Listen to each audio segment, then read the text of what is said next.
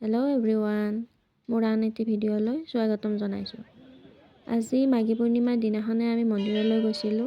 উত্তৰ গুৱাহাটীত থকা দৌলগোবিন্দ মন্দিৰত ঘৰৰ পৰিয়ালৰ লগত। যাওঁতে ৰাতিপুৱাই গ'লোঁ, কিন্তু ইমান দীঘল লাইন।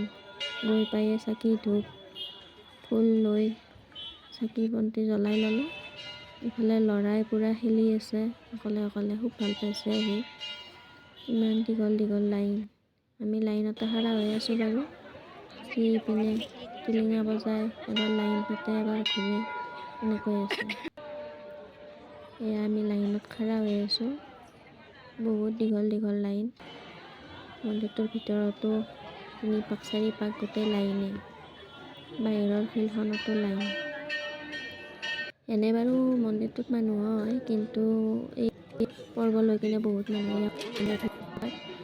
ইয়াতে জনাই বা বাহিৰত দিয়া প্ৰসাদ